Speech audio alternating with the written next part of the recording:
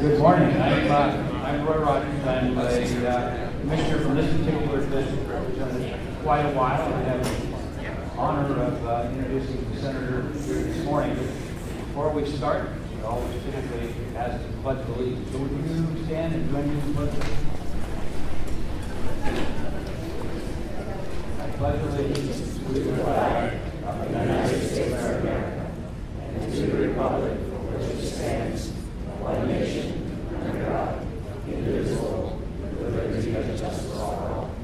Thank you very much. Thank you for coming out on such an interesting, foggy morning.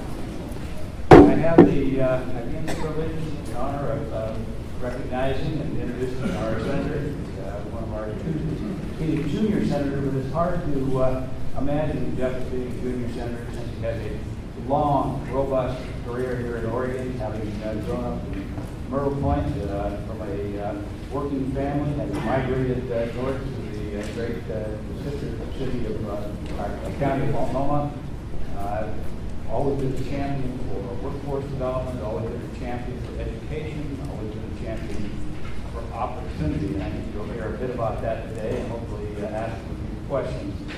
One of the things I would be remiss in not saying, since he has been so gracious with his time, not only today, but on occasions where I've been back in D.C., is that what does he do that's important for Washington County? I know what he did with filibuster. We know that he's a great advocate for Oregon, but specifically in Washington County, what's important is that he has sponsored legislation for job force activities. You probably would like to know that about half of our working population here, or half our population in Washington County is working. Not everybody, but about half of them are. About 160,000 people are actually, in fact, 260,000 actively employed. About 1 in 4 of all of the manufacturing jobs in the state of Oregon are here. We're continuing to rapidly grow, continuing to add new faces, even though we here in the Oregonian, we don't have a young population. Fully 25% of our population is under the age of 18. So we've got a lot of kids, and we have a lot of schools. It's fitting we're here in school today. Jeff hopefully will talk a little bit about the sponsorship of some employment activities. We'll talk a little bit, hopefully with your questions and prodding about some great legislation he has for educating kids. And I know he's been a tireless advocate for transportation, for water issues. And if I went on and on, he would never talk to you this minute. But he's done a terrific job, and we certainly welcome Senator Merkley today.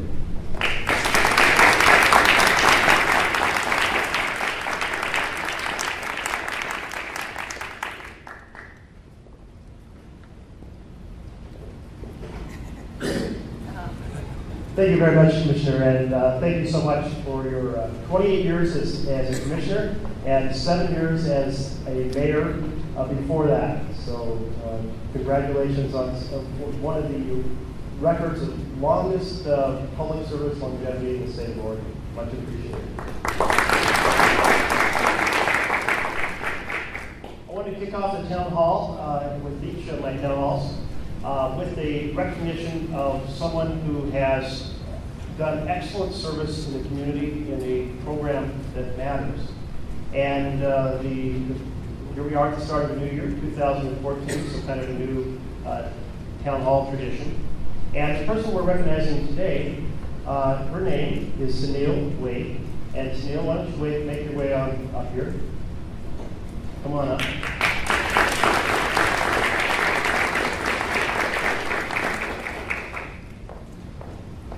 So Sunil runs the aftercare program here at this school. And this is a program done through the YMCA that is conducted in 40 schools in the metropolitan area. I'm saying to make sure I get this right. And this affects kids from basically age 5 through 12. Age 5 through 12, and thousands of kids have been benefited from this type of enrichment program. So for your service here in the community, in a program that matters, we have for you. This is just a little form of recognition in the form of a certificate and a flag that has been flown over the U.S. Capitol. So congratulations and thank you very much.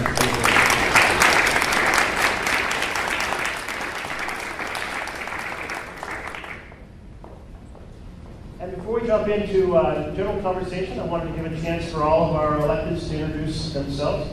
We have a number of commissioners, state representatives, and so forth, mayors, and so if you could just very quickly stand and introduce yourself to everyone, I think everyone would appreciate knowing that you're here.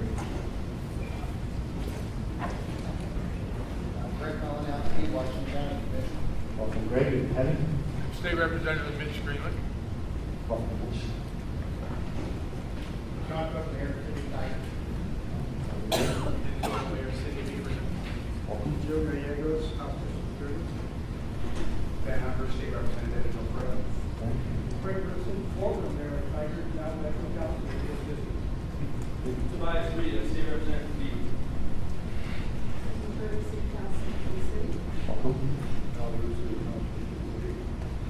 Catherine Harrington, Metro Counselor. And anyone else you're missing? Well, these folks are on the front line, and let's show them a little recognition for the work that they're doing.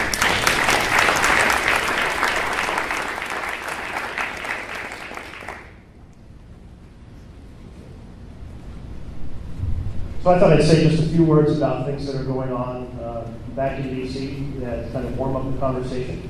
And then we're just going to open this up to your comments and your questions. I believe, and I'm looking to John, I want to introduce John Valley on my team, who's my field representative. Hey, John. Is there anything you want to follow up on today? Please get a business card from John, and we'll make sure that we follow up with you.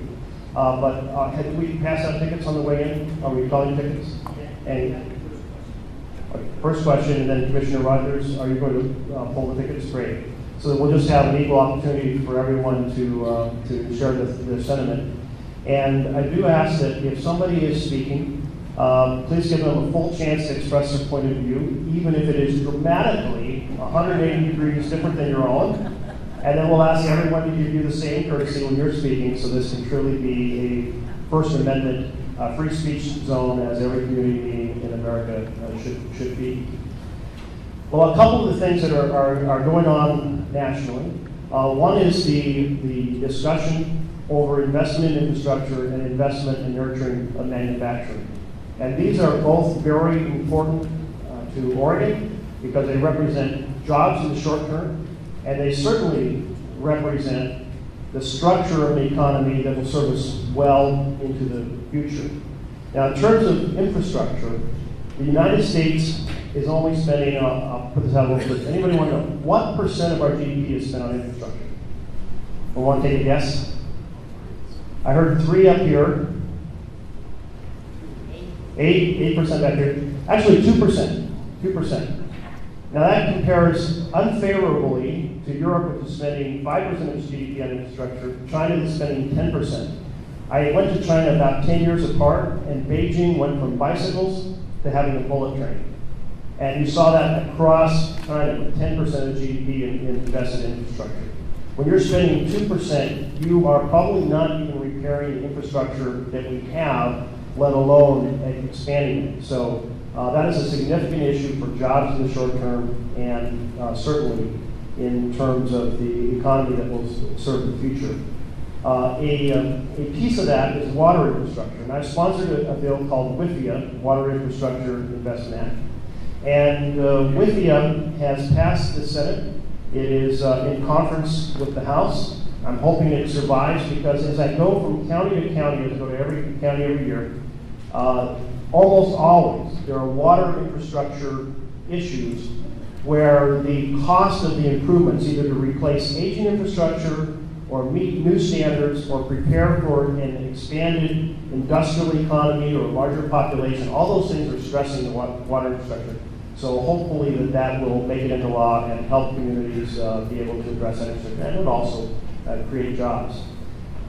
Let me skip forward to education. We have a lot of challenges in education. Certainly one piece is trying to replace No Child Left Behind. A Senate committee that I served on passed out a bipartisan replacement. It did not make it through the floor of the Senate. The floor of the Senate is very congested. That brings us to the issue of the challenge with the abuse of the filibuster, which we can I'll come back to in a few minutes. But certainly we need to keep pushing on that. And any of the educators in the classroom, or parents, or school board members, or teachers who would like to share thoughts on that, please certainly feel free to do so. Another big factor is the cost of college education. Anybody worried about the cost of college education? A lot of us. I have a junior in high school and a senior in high school, so this issue is very imminent for me. We have seen the cost of education, higher education, escalate way beyond the general cost of living or general inflation rate.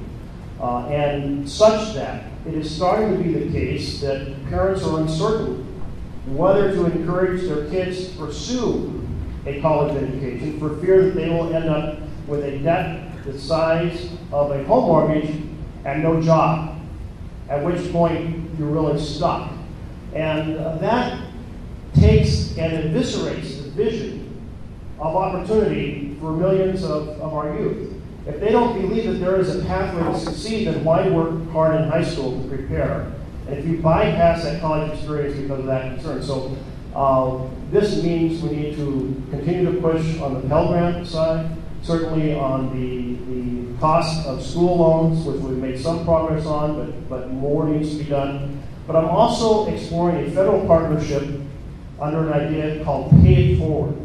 And the Oregon legislators here all voted to explore this idea, and I applaud them for doing so. And they're going to have, I believe back in the 2015 session, a detailed strategy to consider.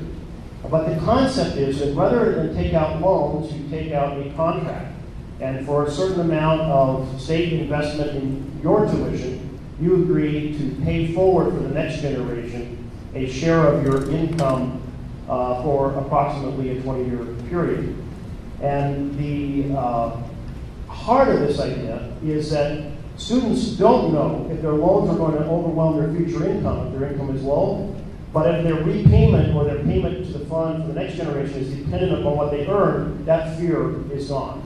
And so you always know you can do without it if you roll $2 out of 100. And so it may create an alternative path. So I'm pushing for a pilot program to be done in partnership with some states that want to experiment with this idea. It's a little bit of an out-of-the-box approach with roots here in Oregon, and we'll see if something like that can be tested. And if it works, of course, then we can think about expanding it to a nationwide effort.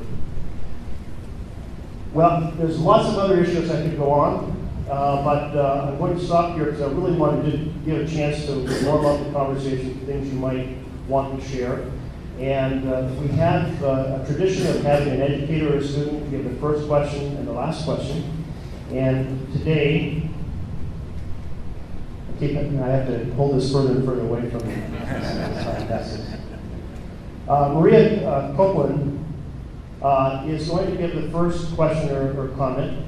And Maria was awarded the Oregon Global Teacher of the Year for her work on cultural understanding and nurturing of global education. And this is an award from the World Affairs Council of Oregon. So Maria, congratulations, and we're looking forward to your thought and comment. Welcome. Thank you, Senator. I'm an English teacher here at Deer Creek, and I have 4 children. One is a freshman at U of L, so I understand the worries about education. I have a comment. As a teacher, I represent families who are often impoverished and soft-spoken and unheard, and this is what I see. And as a teacher, I jump in when I see problems, and I see you like me. I see you right now trying to restore veteran retirement problems. Not the problems, but the retirement that was taken away with the whole the budget cut. I see you working on, in the past, we're working on banking and housing issues for For a while, I saw you bringing international thinkers and leaders to Oregon with the World Affairs Council, the International Speakers Series. I know in your youth, you've built houses for people, and I know you're trying to work on pre-K initiatives, and you're working on the Pay It Forward for college for kids, and so what I see is I see a commitment to the things that mean the most to people, to families, housing, health, education. And as a teacher in the classroom every day, I'm always telling my students, you have the American dream. This is America. This is why your families came here. And I'm always encouraging the children to stick with it and stick with us and believe in the things we're telling them. And then when I see that you're working to make the things right so that I can keep telling them to hang in there and keep going, it makes my job a lot easier. So I just want to thank you for working for Oregon and the nation's children, students, and families. I just want to thank you for that. Thank you very much.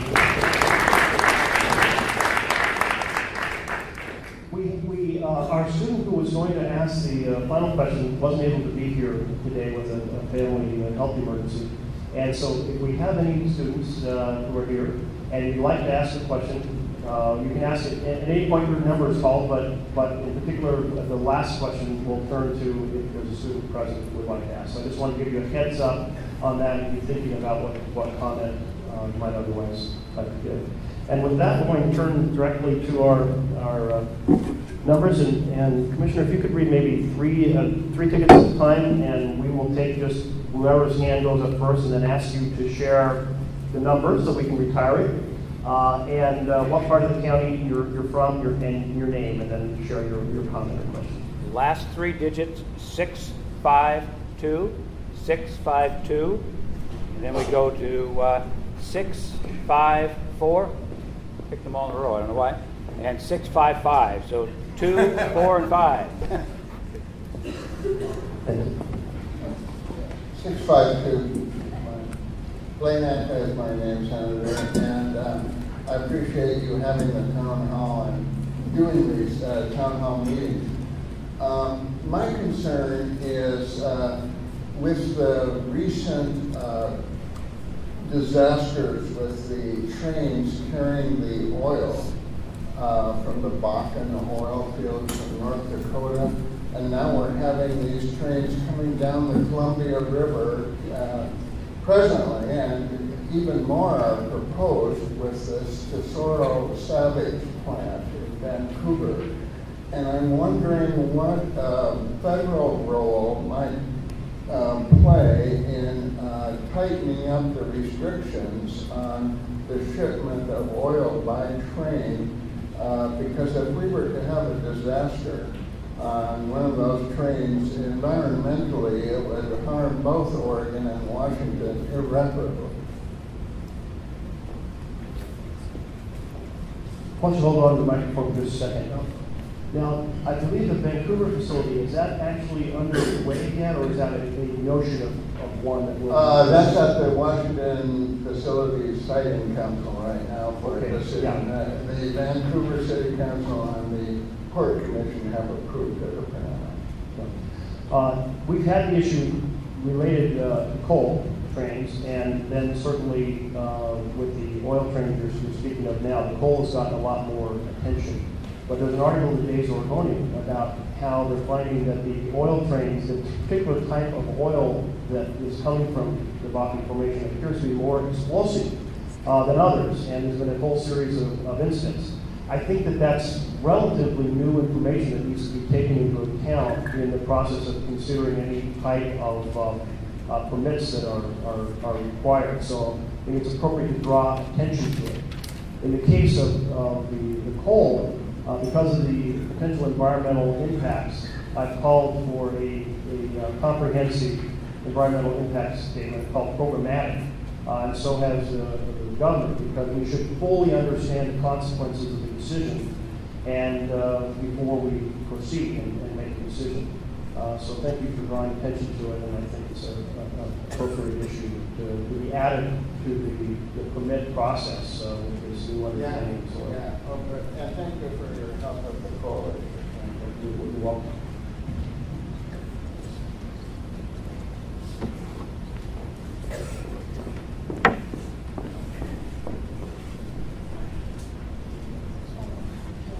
My name is Kathy. I live in Tigard, and my number, I just got these glasses, 654.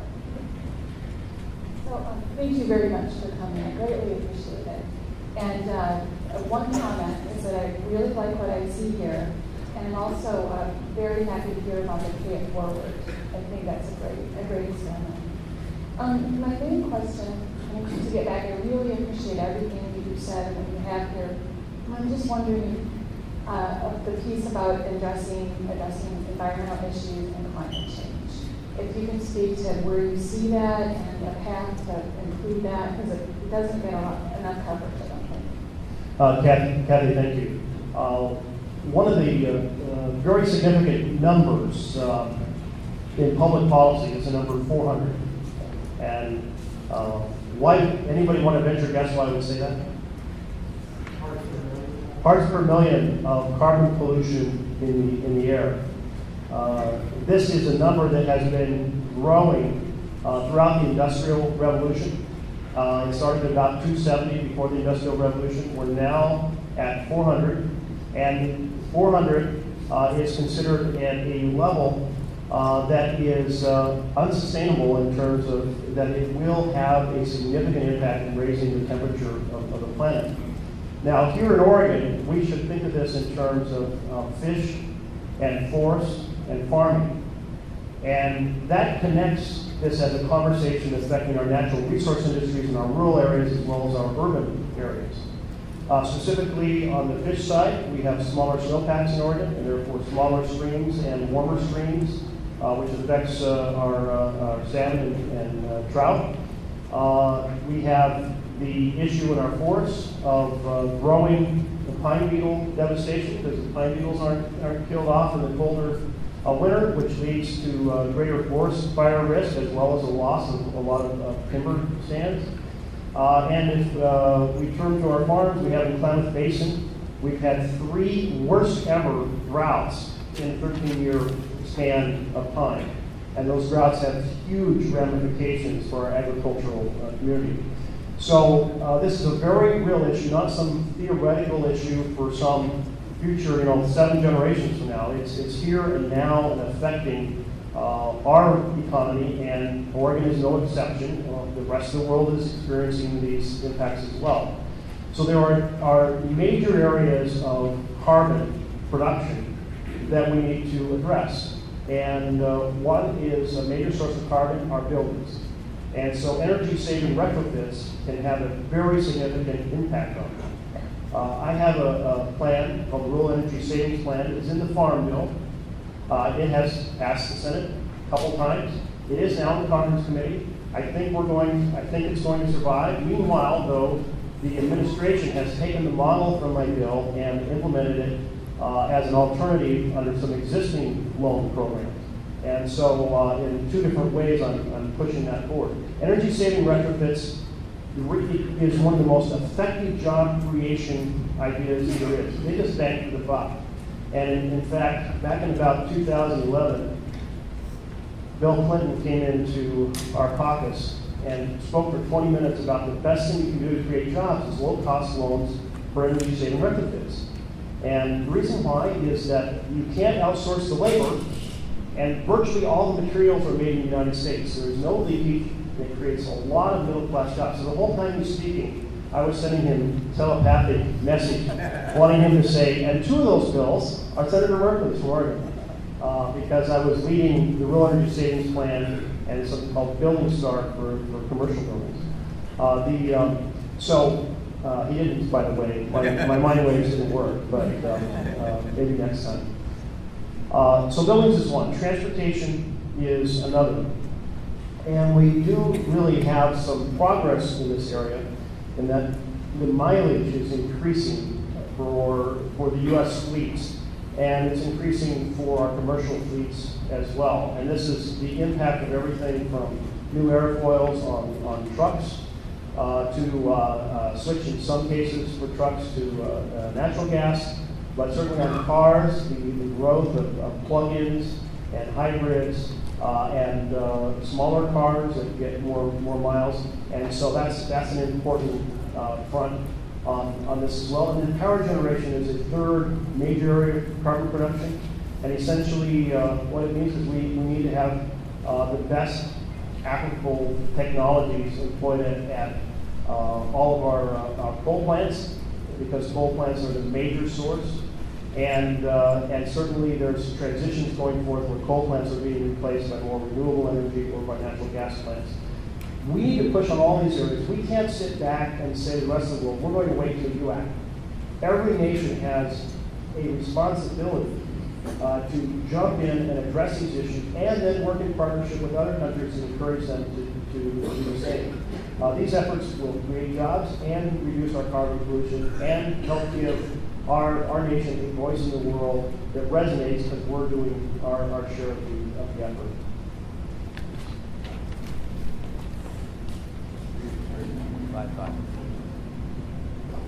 Senator Merkley, thank you very much for being here today. I'm Nina Carlson from Oregon PTA and a Shoals member, or Shoals community member right out here. And this is a great opportunity for me to, first of all, thank you for your sponsorship of the Family Engagement Act tied to ESEA reauthorization. We really want to say thank you for your work on behalf of Oregon students and the nation's students. My biggest concern, I guess, here today would be what can we as parents, teachers, students do to help move along the reauthorization of ESEA, because I've been working with our Department of Ed. So much has been done on the waiver, so much time and energy has been spent on things that really shouldn't be being spent on if ESEA were reauthorized, and we have a real long-term plan that you guys would like us to follow. So what can we do there? And lastly, a little bit about the SNAP benefits that have been cut, and we can really see that that's already beginning to affect our students. Through some of the holiday programs, many more families are coming in for food boxes to tide them over, and I guess I'm just asking you to keep pushing on that front, because it's, the local impact is really, it's very sad. So thank you for your dedication. You're welcome, and thank you on both these points. On the reauthorization or replacement of No Child Left Behind, which is also, No Child Left Behind is the most recent version of the Elementary and Secondary Education Act, or ESEA, which you referred to. This came out of committee several years ago, but the committee ranking member has transitioned. It was Lamar Alexander. It's now someone else. So Lamar Alexander is not able to push it through in the same way. What's going to happen is that senators are going across the country are going to have to hear from their constituents. So any national organization has to weigh in across the country. And I must say, one of the challenges is that very few senators still hold town halls. And so therefore, groups have to schedule meetings, go meet in person in the meetings, send the delegations that are heading back to D.C. Meet, because they need to hear firsthand how urgent this is, particularly targeting the members of the Health, Education, and Labor Committee. On the food stamp side, the Farm Bill is in conference. When it was passed in the last legislative cycle, it never made it to conference because the House didn't act. This time the House has acted and gone to conference. And there's a huge difference. The Senate bill cuts $4 billion, the House bill cuts $40 billion. And the philosophy of the House bill is that people who are hungry should just go get jobs. Well, people would love to get jobs, and there's two challenges. One is certainly that jobs are generally not available. In the high unemployment state, you can have 100 people applying for one job.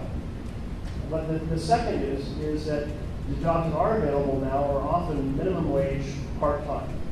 And it's very hard to support a family on a minimum wage part-time job. And to give you a sense of this, in the Great Recession, if you will, the 2008 recession, 60% of the living wage jobs that were lost were middle income living wage jobs, or middle income and higher income. Of the jobs we're getting back, only 40% of them. So you have millions of families across the country who have gone from a strong foundation for their family to having a weak financial foundation that creates a lot of stress, and therefore a key component of that is access to supplemental nutrition or SNAP or food stamps, as we used to call it.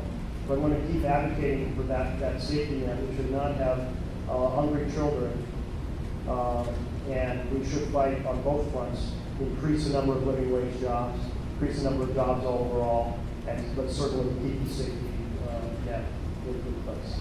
Thank you. 3 more. This must be a consistent day for me. I don't know how, but anyway, it's. You mixed them up, right? I did. I mixed them up, but it's 642, 643, and 647. 2, 3, and 7. And 647. My name is Gail. I live in Shirley. My question is about water and population. I've heard it said at least 2 times that there's concern in this area that people from the south will be moving up to the Pacific Northwest because of the weather and water problems. First of all, we don't know if that's true. If that's a true concern, I've heard it said that we're starting to do something. I haven't read anything about it. I don't know if that's true. And also, do we have a backup plan? We're going to have a water problem this year if the weather keeps going the way it is. So do you have any thoughts about how all of that comes together? So, Gail, your first question is there migration from folks from the south up this way? And the answer is there is a migration to Oregon. And certainly at any given point in our history, folks are moving from one state to another.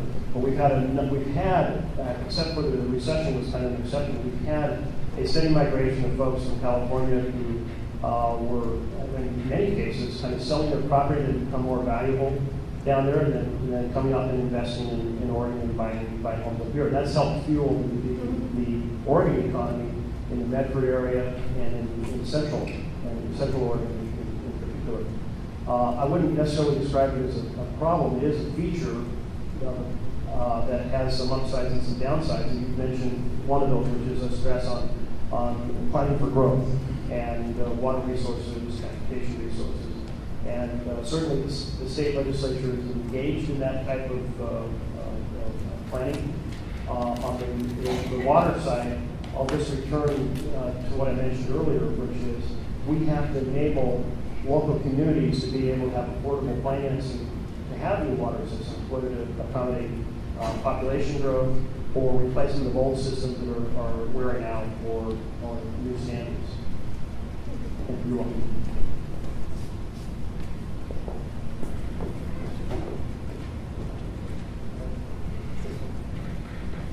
Betty Nelson. Excuse me. Senator. Betty, which number should we retire? 643. In Tigard in March, the citizens will be voting on an initiative, which, as I understand it, would basically put in the city charter that Tigard opposes all high-capacity transit. It feels like a draconian solution to what may be a non-problem, but if that were to happen, can you speak at all to how that might affect any transportation dollars that might otherwise be available to the city of Tigard? So I'm not familiar, Betty, with that particular resolution, so I can't speak to the details, whether it's just a statement of opinion or it has compelling force, and if so, in what way? As I understand it, would have compelling force, including letters every year to everybody except God, stating that we're against it. So what I'll have to do is have my team follow up with you. I'll have John Belli, who's seated right behind you, follow up with you. We'll take a look at it and try to get an answer to how that would affect federal funding. I'm not sure if it means federal funding to come to Washington County, but would stop at the edge of the city. I don't know. We'll have to do some research on Thank you.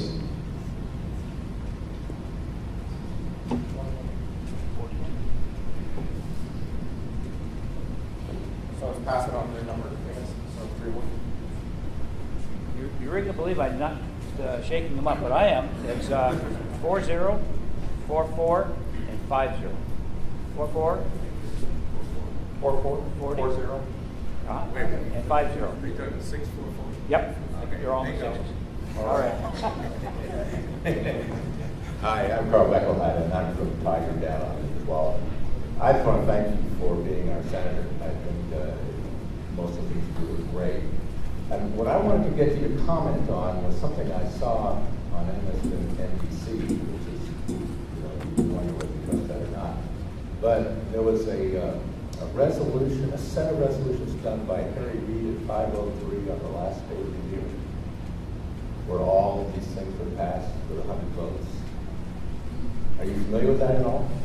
So I can tell you at the end of each period, there are lots of resolutions for things such as designating the city of such and such, a millennium city or this or that, things that the local area has requested. And those are laid out in advance, and if nobody objects to them, then they're all done. I recall sitting in the chair one time when your first term as a senator, you spend a lot of time presiding.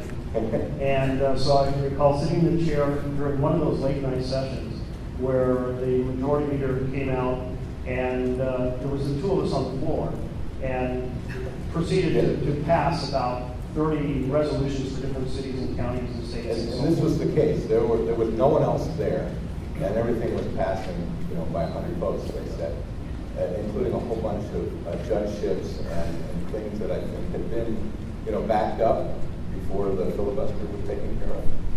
So I'd have to check on judgeships. In general, the sorts of things that are done like that are resolutions or things that have been laid out in a manner in which everyone's had a chance to object if they wanted and send it back to the regular system. And sometimes that includes judgeships that might have no objection, but generally it's more. Well, the one I really liked, which I hope is true, was that they actually passed some slight tax increase. And if you could check to see if that was true, I'd love to see that go. I would be surprised if that was I would too. But we'll check and find out. Thank you. I have 640, but I'm really knowledgeable about that stuff. My name is Okay, good morning, Senator Merkley. Thank you for being here, for having a town hall. And my question for you is, are you aware, or do you know what the Benjamin Summers study is on Medicaid? No, I'm not familiar with that Is that term, something- but you're uneducated still. Okay, well, I called all the senators about this. It's a study from Harvard that came out last year. It's a landmark study on Medicaid. It proved that Medicaid saves lives. It proves that for every 500,000 people that get Medicaid, it saves 2,840 lives. That's a scientific study. So what does that mean? It means that the Medicaid portion of the ACA will save thousands of lives across this country. It also means that the states that are blocking Medicaid will cost thousands of lives. In this state, they expanded Medicaid to 100,000 people. So if you use the formula by Benjamin Summers, that means that Governor Kitzhaber, by that measure, will save over 500 lives a year in Oregon. Now, over a 4-year term of his governorship, that's 2,000 lives. So what I'm asking you is that every time you get before the cameras on NBC and they're asking you about the ACA, could you talk about the Benjamin Summers study? Because that means that this bill is going to save thousands of Americans' lives a year. I'll give that information to I've already given it to your team. But I think it's a scientific study. And thank you very much for giving me a chance to tell you about this. And I hope your New Year's resolution is that every time you go to MSNBC, you talk about the Benjamin Summers study. I certainly am going to keep it in mind. And it makes sense that if folks have access to health care, they're going to get conditions treated, whether it be cancer in an early form when it's still treatable, or whether it's diabetes that is manageable. It doesn't get to an extreme condition. You don't lose your sight, you don't lose your feet, so on and so forth. It makes a lot of sense, but it's helpful to have studies actually confirm that. The Republicans that I call are Republican they have no counter to it. They have no counter to a scientific study. They have no counter argument. That's why it's so powerful. It's not a poll. It's not rhetoric. It's a scientific study. And I will tell you that in the course of the town halls that I've held about, I think, 108 since I think it was my 181st. Is that correct? Yes. 181st, 100 town hall. I've had a lot of folks stand up and say, I have pre-existing condition if I'm unable to get health insurance, therefore I'm not getting treated, and they'll list 3 or 4 major problems that you know that within a couple of years or sooner are going to be, could be life-threatening. But others say, I'm just trying to stay alive until I get 65 and can get on Medicare, and I'm leaving myself untreated until then because I can't afford it, I can't get insurance, I've got pre-existing condition. So I'm starting to get a lot of letters from folks who have pre-existing conditions who can now get health care, and that is a major change of a huge problem in our healthcare system that's getting addressed.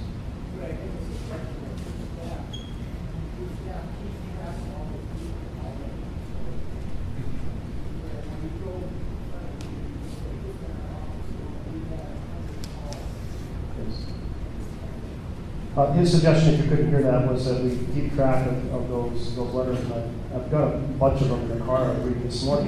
650. Thank you. 650 or All right, a little different order. 639, 639, 645, 651. 39, 45, 51. Anyone? All right. All right. None of those who want? Yep. It's 651. I'm Karen Jolly. I live just over the boundary in Multnomah County. Okay. Honorary member of Washington County for a couple of hours. Thank you so much for being our senator and for the work that you are doing, particularly in the social justice issues. We happen to have a lesbian daughter who has felt very alienated in Oregon, very unhappy that she had to go to Seattle so she could get equal benefits through the federal government to get married last month, no, 2 months ago. And I really appreciate the work you're doing with all of the issues around equality for our marginalized citizens. This is a thank you and an appreciation.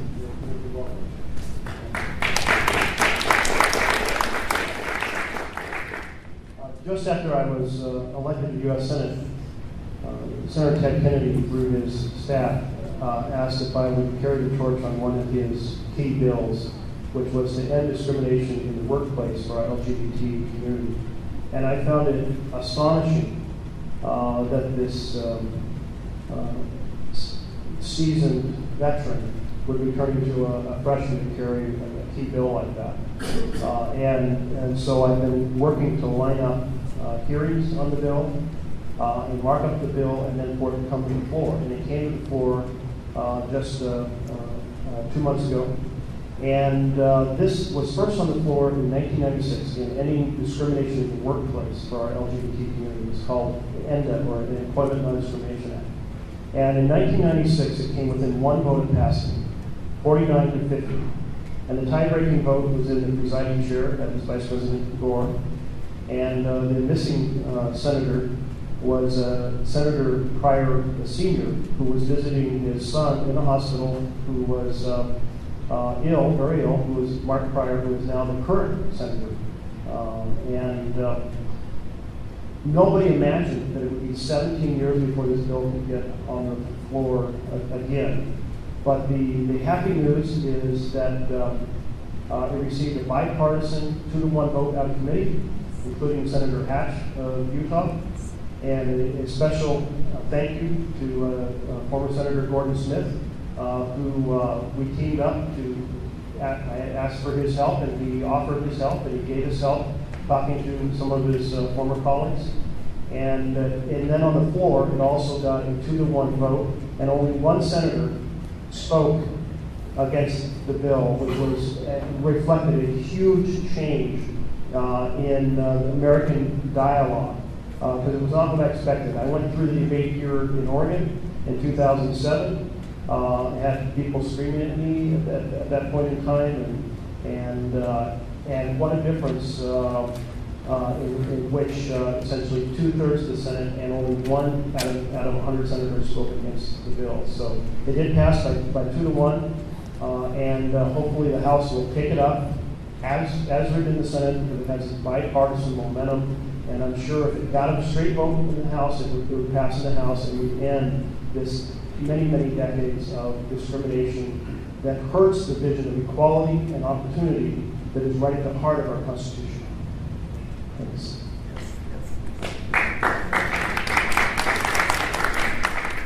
634, 638, and 641. So 34, 38, 41.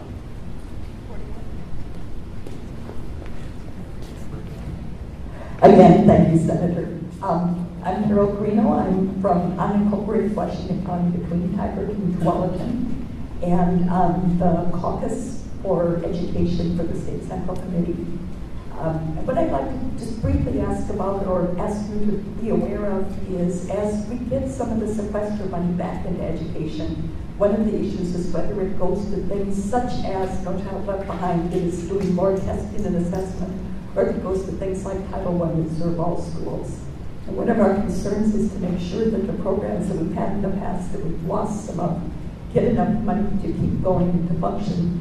Especially now we're in the middle of Common Core, and there's a lot of complexity around testing and all that has a lot of educators scared. And so to make sure that money keeps on for the programs that we need instead of going into more testing. Thank you. I think your comment would be echoed across the state. When I was preparing for the rewrite or replacement of No Child Left Behind, I held meetings across the state on this, and the costs and resources of testing it, and as well as the impact it had on every other program in the schools. And one of those programs is what we traditionally call shop classes, which gave our kids the joy of actually making things with their hands and prepared them for involvement in the manufacturing community. And that's now called career technical education, a fancier version. The state legislature has been working on that. I have a manufacturing bill related to a CTE to help restore those shop classes. And so I suspect that your sentiment is widely supported. How the funds are channeled depends partly on what happens within so we have the budget bill that was passed, but now you have to have a spending bill, or it's called an appropriation bill, and how that is written. And I'll certainly be taking that sentiment to give states the flexibility to put the money where it's most needed. And I don't think the state of Oregon will be putting more on the testing side versus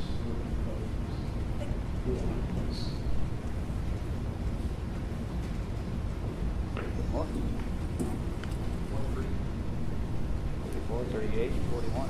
So what were they? It was 34, 38, 41. 34, 38, and 41. Okay. How about 38, 38.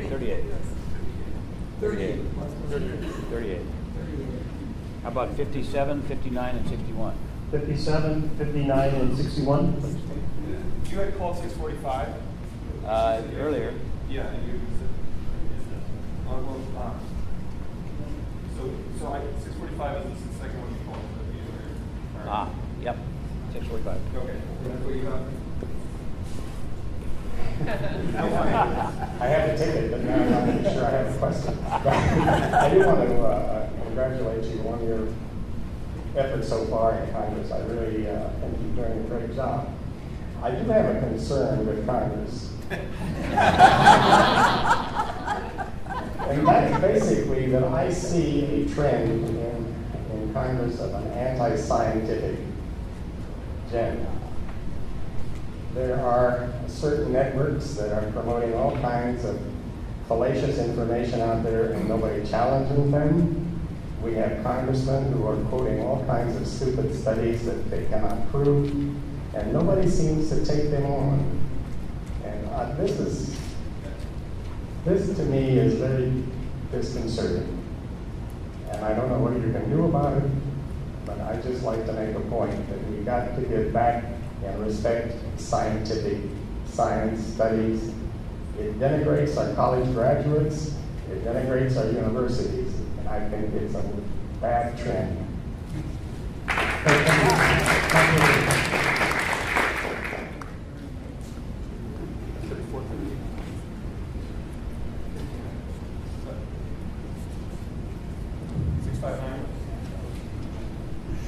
Morning, Senator Merkley. My name is Charlie Pierce. I'm just wondering, Oregon used to be a leader in health reform and healthcare, and despite a $300 million cash infusion and the Affordable Care Act and all the promises, we're now dead last in signups. A lot of people are getting health insurance. What role do you think the federal government has in that problem? Is it just Oracle? Is it just the people in Oregon, the officials here that had a problem, or what role do you play, the federal government have in that transition from leader to dead last?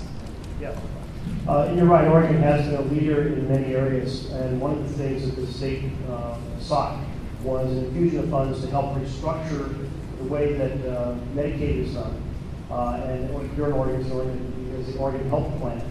And part of the goal was to have a much more comprehensive vision of how you treat people.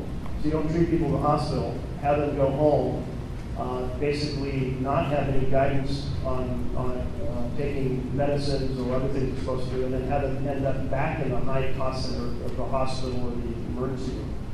And the initial results, and I think the goal, and we have some experts, state experts here, I'm not sure if Mitch Greenland is still, Mitch is here. Doing it, but I think the goal was to bend the cost curve down by at least 1% in the first year, was it?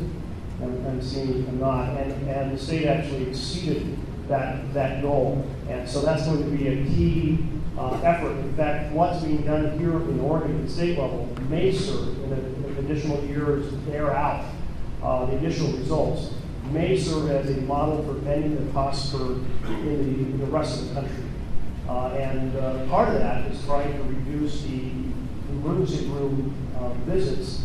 And there's kind of an interesting study in today's Oregonian, which says that if you simply provide health insurance, that people will take advantage of it, and their visits to the emergency room will go up because it costs less to go, which is logical.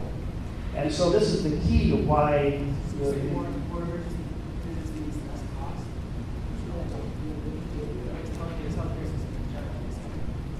I couldn't quite catch your question, but let me repeat the framework, which is that if you simply go from no health insurance to having health insurance, you're actually, under this one study, more likely to go to the emergency room because emergency room costs are dropped because you have some insurance coverage. Which goes to the point of what's being done here in Oregon, which is to change the whole way that care is structured so that you have that connection with a doctor. You proceed to not use the emergency room as your first point of contact, and that you get guidance in between on serious issues so that you don't end up back in the emergency room or back in the hospital. And so it kind of doubles down the importance of the strategy being pursued. That initial study, by the way, was before the Affordable Care Act and before the reforms that our governor is putting into place and our legislators are putting into place now. You asked about and you asked about the Oracle, which is the software company that is responsible for writing the software for Oregon's health marketplace. So it's also called a health exchange. And since this is some states decided to be part of the federal exchange, and some decided to develop their own exchange. And in this case, the state of Oregon, and I'll certainly refer to any state legislator who wants to jump in here, but they decided to hire one of the top experts in in writing such complicated codes from across the country, Oracle. Well, and Oracle botched it in a massive way.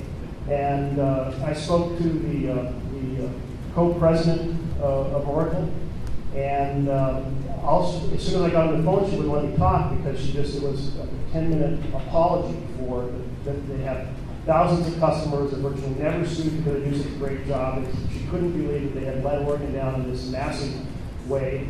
And so it's going to be one of the record books of botched software. It's eventually going to get fixed. But in the meantime, Oregon has to operate primarily by paper applications, which has slowed the process down. And Mitch, do you want to add anything to that? I think everything will be fine here by the end of March. That we've added 120,000 people to Medicaid as part of this process now, which gives them health insurance and about 30,000 to the exchange. And I think the really time to judge it is by the end of March, which is the deadline of the open enrollment period, and by the end of the year. I think by the end of the year, we'll have as many people in the exchange as we expect to. It's just been a slow, painful process. The executive director of the exchange resigned today. So just no federal responsibility, just So- Oracle and the state. So we have time for one more, 57 or 61? You have 57, just to put that, great, your name, and you have the honor last time. Hi, I'm Michael Benn, and I'm a small business owner in Tigard. I've had a business for 10 years. I have 12 employees. I pay them fairly. I've always given them benefits. But I've stopped my health insurance benefits to the employees because the cost increase went up 43%, effective January 1st. I went to my attorney, I went to my accountant to determine what to do, and the recommendation was that I just had to stop providing health insurance to my employees. It didn't make sense, it wasn't profitable, and it just continued to get more expensive. So most of my employees, 10 out of 12 employees, are under 30 years old. So they're the type of people that you want on your health insurance plan. All 10 of them have given up. They're totally frustrated. They don't know where to go, what to do. I'm tired of being in the health insurance business because that's what it's become for me because of this ACA, Obamacare, call it whatever you want. But this is a real story here, Senator. And it's important that you understand when the government gets involved in stuff like this, there can always be adverse effects, and this is one of them. I don't think the program is going to work because of those 10 people. I looked at an example. I talked to many other business owners who have the same problems with no solutions. Those 10 people are the people you want in this plan. They're not going to be in this plan because they're going to be the people that are going to be trying to help support me as I get older, and they're not interested in that because they can't afford it. You know, the last thing I'll say is I looked at your agenda here. Almost everything in here costs money. And I don't understand where this money's coming from. I do not run my business like the federal and state government run their businesses. And I don't run my family financials the same way. And I don't understand how we can just continue to go on spending money like this.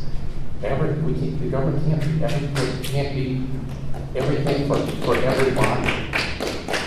There has to be some reality at this point. It's very, very, very difficult to run a small business today. We take all the risk for very little compensation, yet we're looked at as having all the wealth and all the money, and you want to tax us more. I'm tired of this. I'm really getting tired of it. And I think there's got to be some different solutions here. The government can't do everything. Your comments, I'd love to hear them. Is David Berringer here? Thank you, David, for coming. I asked David to come because he is involved in Cover Oregon, the state-operated marketplace for folks like your employees who have gone to exchange. And so if you connect with David, David can connect with your employees, and help them address this challenge. Now, in terms of how the Affordable Care Act works, it affects companies that have 50 or more employees, and so you had a choice of keeping folks on your plan. Affordable Care Act doesn't really have an impact, except to the degree that you decided not to provide health care and you sent them to the exchange. And the exchange, as we heard, written by Oracle, is not yet operating, but Representative Greenwood tells us, hang in there, things will get better. Meanwhile, it's a paper process, the same paper process that I'm going through, because I'm signing up through the exchange, so I'm getting a first-hand experience of what's all about. When my insurance increase is 43%. Never in 10 years have I had a 43% increase in health insurance. What do you equate that to? I equate Yes. it to the new program. So it's a very interesting situation because we have a whole variety of comments that are coming in from small businesses. We have those that are experiencing the smallest increases that they've ever experienced, those that are experiencing large increases. And this has been true throughout the time I've been in state government because individual companies that are providing health insurance, they rewrite their structure each year. Sometimes they go up, sometimes they go down, sometimes folks move between companies. But what I'm hearing a lot about are the small companies that now for the first time can access the credits that help small companies who want to provide health insurance actually provide it. So when we go forward through this year, we will look back and see whether or not those credits were adopted by small businesses, whether they were helpful.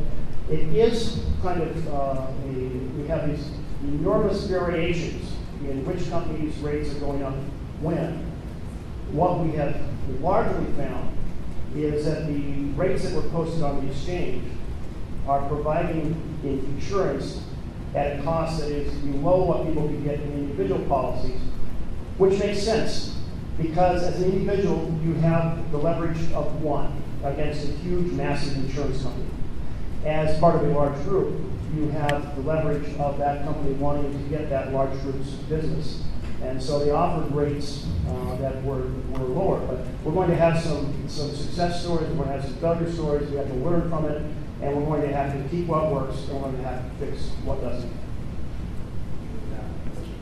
Are we running out of time? Oh, in fact, we're over. Yeah, that was it. So I want to see if there's any student here who would like to ask a final question or make a final point. K-12, college student. Anyway, here's a young woman over here. This might be a surprise for one person in the room. I am an adult learner. I am actually I have my bachelor's degree in child development, and I have a K-12 teaching certification, and I have returned to school to get my master's degree in educational leadership. And I have nothing to say about education, but I do want to share my experience as a small business owner in Tigard. We currently own a sports chiropractic clinic in Tigard, and let me tell you, coming into October 1st, I was very nervous about the impact that the ACA would have on our business. Turns out it's been really helpful, actually. We were able to offer health insurance to our employees through Cover Oregon, and it ended up costing us less and costing them less to get excellent coverage. I appreciate that it's incredibly difficult to use the website. It's actually really easy to fill out the paper form, and we were able to do so. And we personally have insurance now through Cover Oregon, and our employees will as well. So it is a tough process, but the program is good. And we have better health insurance at a lower cost than we have had ever. So thank you. Folks, I want to close on a couple topics that weren't raised, but I think it's important for folks to be aware of. One, have you noticed that the Senate and House are broken? No, there was a poll that came out, and I think this was also in today's paper. I think it said 19 out of 20 American citizens don't believe that government's able to take on the big problems. That's a new version of what we've seen for some time. For example, there was a poll that, in which I believe it was 92% of Americans said some version of the legislative process is broken. And I thought, well, what's wrong with the other 8%? Aren't they paying attention? Indeed, the modern polarizing partisanship has become a real challenge for the legislative process that was largely designed to function in a period in which people could disagree without demonizing and kept coming back to their responsibility as a problem-solving body. And so they didn't utilize every tool available to stop the system dead in its tracks. But that's what we have now. You probably heard of President Washington's description of the Senate. It's apocryphal, but nonetheless commonly shared, that the Senate is like a cooling saucer. You pour your tea in it when it's too hot to drink so it can cool, and then you can drink your tea. And that's related to why we have 6-year terms in the Senate. It's certainly related to, initially, why there was indirect election in the Senate. The goal was to insulate the Senate from the ups and downs of the moment. Well, the Senate may have been designed to be a cooling saucer, but it wasn't designed to be a deep freeze. And that's what we have now. And thus, I have been pushing, ever since I got in the Senate, to modify the rules so we can restore the legislative process to a functioning system. In the last 4 years, we've done one appropriation bill out of about 48, because you have to get 60 votes to be able to get the spending bill completed. And there have been folks who just said, we are going to gum up the works and not let anything happen. Nominations have been deeply backed up, destroying the constitutional vision of the balance of powers between the legislative branch, which is supposed to give advice and consent on presidential nominations, and the other two branches, because if the Senate stops dead in its track nominations for the judiciary or for the executive, then it damages those other two branches. You don't have 3 co-equal branches. You have one branch able to seriously undermine the others. Well, that piece of the puzzle of using a super majority requirement to paralyze the nomination process so people couldn't get up and down votes is now behind us due to the reform of the filibuster. That leaves the legislative process still deeply mired. What I'm proposing is that instead of 60 votes to end debate, we could make it 41 to continue debate. And then if 41 say they want more debate, they actually have to debate. We have a talking filibuster, so they have to spend time and energy, and therefore accountable to the American people. Because the American people can see the filibuster and say, those folks are heroes or they're bums. And give that feedback to their own senators, and hopefully that will help resolve the process. Plus, we should get rid of the filibuster completely on conference committees, get rid of it completely on motions to proceed a bill, either we vote up or down, yes, go to that bill, or don't go to that bill. We didn't have a budget conference committee for 6 months because it was filibustered, and who could object to the House and the Senate that had all passed the budget getting together and talking about how to get a common version completed? Well, the answer, who, can easily be read from the legislative record, but there were those who simply didn't want the House and Senate to talk to each other. I don't know if these reforms go far enough, but they'd be a significant way to go forward, still leaving in place and honoring the role of hearing everyone out on the topic before voting, but then making it much easier to get to that final vote. Also want to mention Citizens United.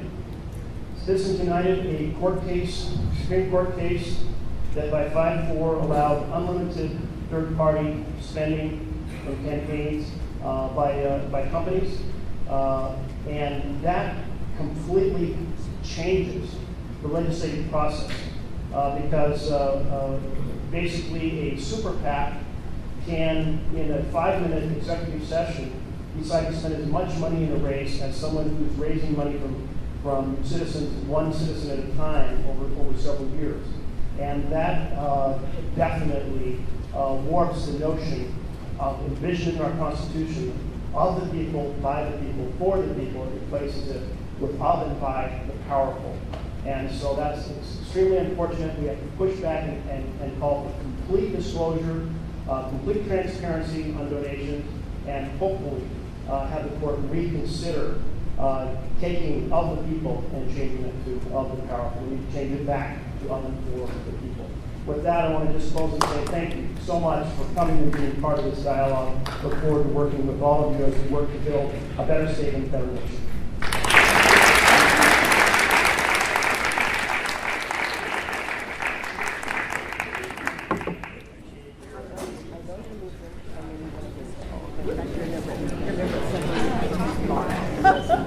Yes, thank you.